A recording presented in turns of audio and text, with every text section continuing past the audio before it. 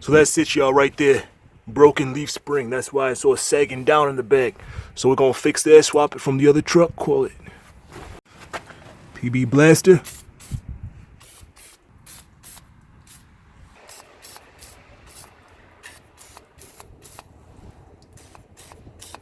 So we had to drop the damn exhaust right here. Had to drop it all the way down from up there.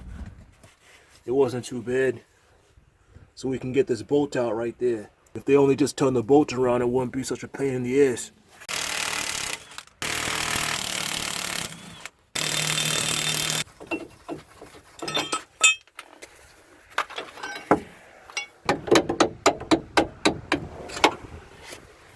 Yeah.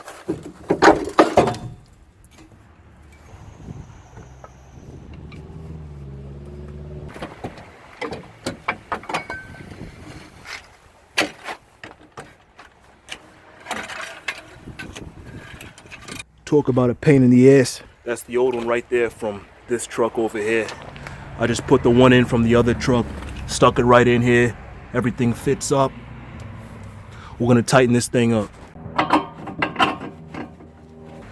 This one's going the other way. Oh shit.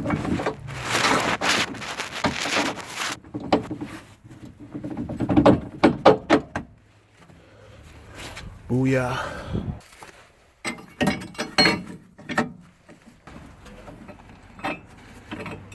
So we're putting the lariat back together. Pretty much just shoved the broken leaf spring back in here from the other truck. We are literally about to weld the suspension back together because the bolts ain't never gonna go in how they're supposed to since we had to cut them off.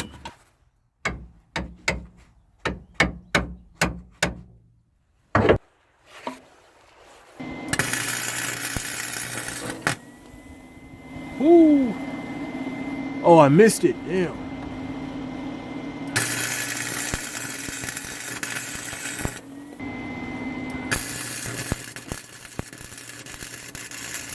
Alright, that should be good enough with that. Only God knows if this weld is even gonna hold. Oh man.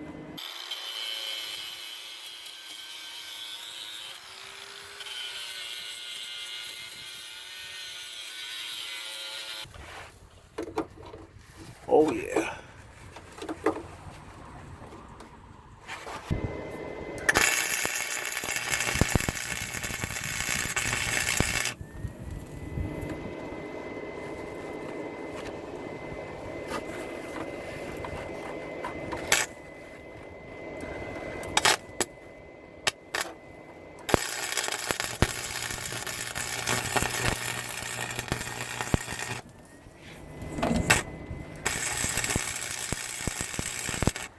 We're not driving this truck around. This truck is wrecked. It's never gonna drive. There's no engine. There's nothing in it. We just need this thing to roll, to be able to roll onto a trailer, and to be able to stand on its own two wheels. Either all the welds are gonna break, or it's gonna work.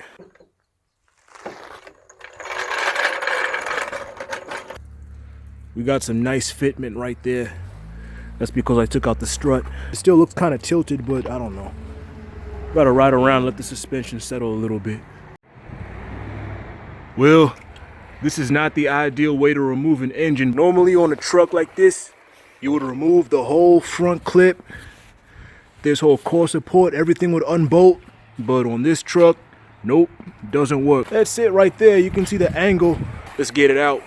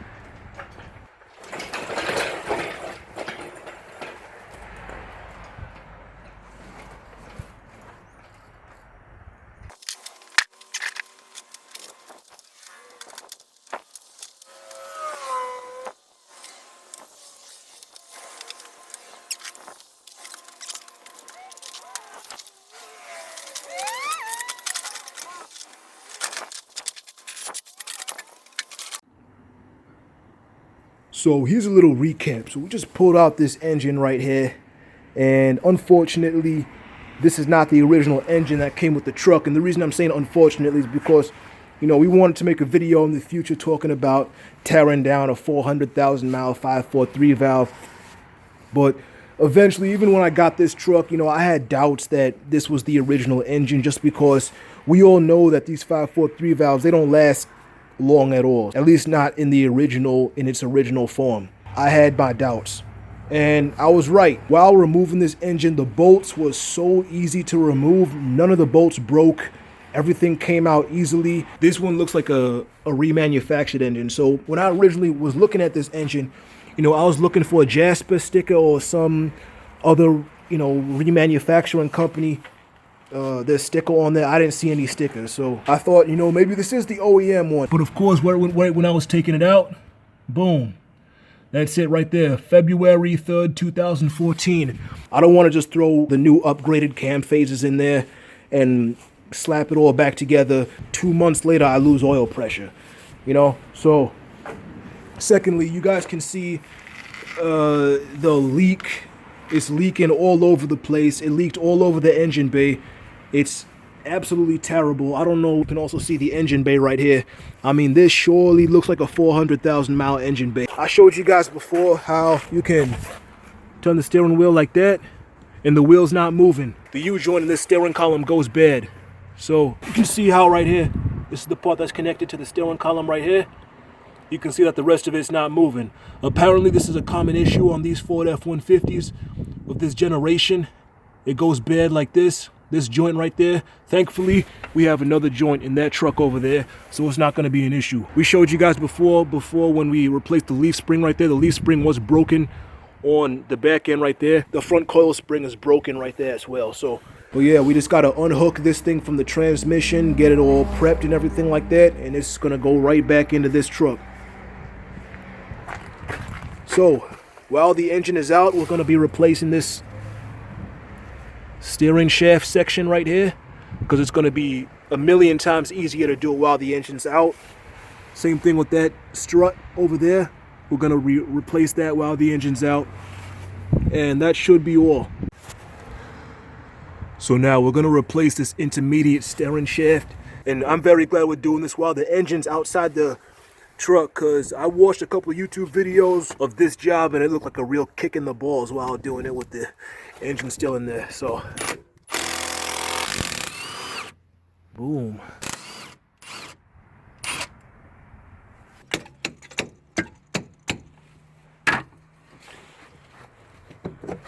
Boom. Boom. Here we go. Old intermediate steering shaft. The linkage is completely blown out. Okay, you can see it bad right there. Yeah. This is our new bushing. No play whatsoever. Like zero, none. So we're gonna throw this one back in there and it should be all fixed. Alright, so we got this strut out. You can see we got it out right there. We had to cut that bolt off right there. So you can see this is where the strut is broken. Yeah. Rusted through, broke. This one, on the other hand, this one's from our Lariat. This one is about to break, but it's not broken yet. So hopefully it holds. Okay, boys, the new steering shaft is in. I did that while the truck was jacked up. So I never got to see how the truck was on the ground with the new strut put in. I am a little bit concerned that the truck might run a little bit funny, might ride a little bit funny with, you know, two different struts with two different ages, but I'm sure it should be fine. I am almost absolutely positive that the truck is level. And also, we got that new steering shaft in there. I haven't even checked to see if there's play yet, so let's see if there's play. Yeah, there's no play.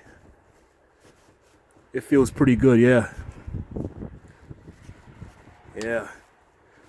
Everything, yeah, there's no play. I mean, you guys remember how it was before. I mean, I could shake it like that, and you could kind of hear it banging around in the steering column, but it's great, yeah. You can see that it's all going to the wheels now.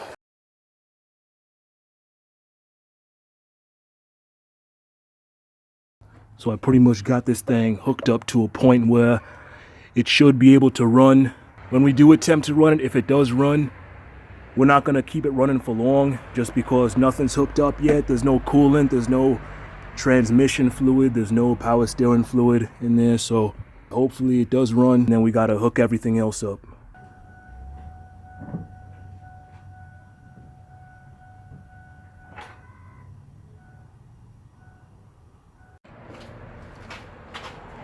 Okay, so the first time we had a no crank, no start, no click, no nothing. So those are usually the worst ones. I hate when that happens. So it's like, it could be anything. It's usually some kind of electrical issue. So what I did was I swapped the PCM.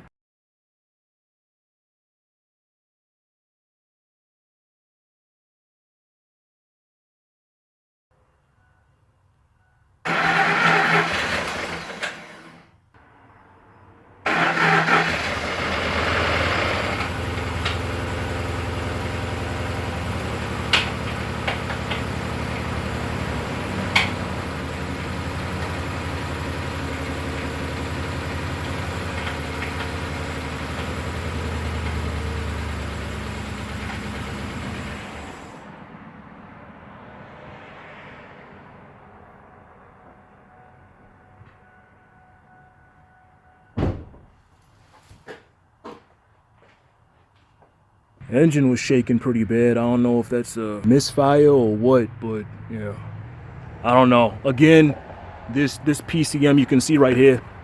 This right here that I just shoved in right here, this is the 07 PCM. That's originally with this truck. However, this engine is from that truck over there, so I figured I may as well put the original PCM with this truck in with it.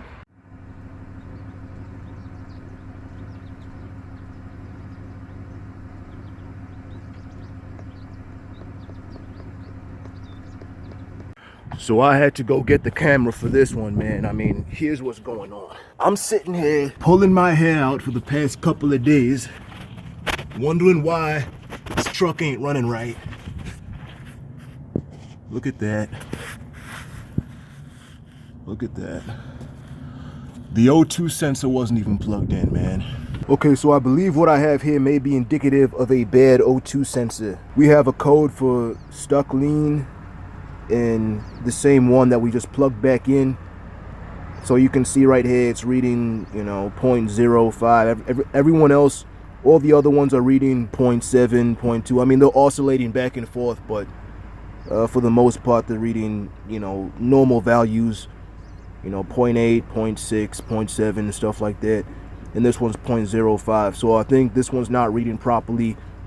The other way I know is that O2 sensor 2 bank 2 is reading more than the one before it. So I'm gonna go change that O2 sensor and see if that changes anything. I'm gonna go ahead and swap the O2 sensor with the one we have right here, see if that changes anything. So as you can see right here, this is the O2 sensor I just took out. This is the one I'm about to put in. You can guess which one was running richer than the other. You can clearly see this one was running richer than the other ones. Let's pop this back in. Let's see if there's any difference.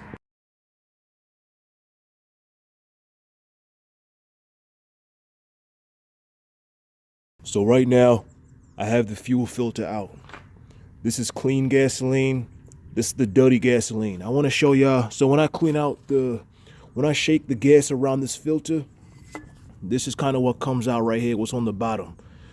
It's all dirty and brown, so this fuel filter might be the problem. I'm not sure, but I may as well give it a shot. So I'm gonna sort of swish it around like this, see how much dirt comes out. So yeah, kind of shaking it around like that. Now I'm gonna pour it out of the direction where it goes in. Dump it out like this.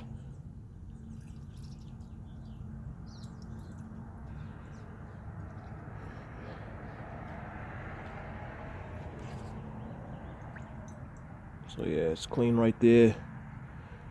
It's a little bit dirty over here. I mean, it's not really that dirty, but it's definitely worth noting. Yeah, honestly, it's not really too bad. It's not as bad as I thought. I mean, this is it right here.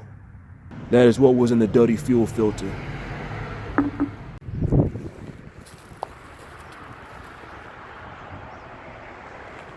We bought this 2007 Ford F-150 King Ranch for $900. After fees, taxes, transportation, we're in it for about $1,700. I know I said I'm gonna swap the whole drivetrain from the old F-150 into this one, but that's just not necessary since a lot of the stuff has already been replaced. You know, the engine has been replaced at some point. I know for a fact the transmissions don't only, they go out. Yeah, so the transmission may have been replaced, so it's like, whatever. I'm not even gonna worry about trying to replace the whole drivetrain. I haven't really driven this truck yet, so I don't know if it functions properly or whatever, but it's whatever. So we just put the other engine inside this one. It still needs to be dialed in. It's all in there. I just got to figure out why it feels like it's misfiring. So, yeah. There's no check engine light anymore, so we sorted all that out, so I don't know. So yeah, we checked almost everything so far. The fuel system, the fuel filter, fuel injectors. We swapped those out. Cleaned out the MAF multiple times, mass airflow sensor. Checked for vacuum leaks, nothing. Even the vacuum tube on the back of the intake manifold is in there. Everything's in there. And yeah, even the live data, the OBD2 live data is telling me everything's fine at this point. We forgot to plug in an O2 sensor. We plugged that in.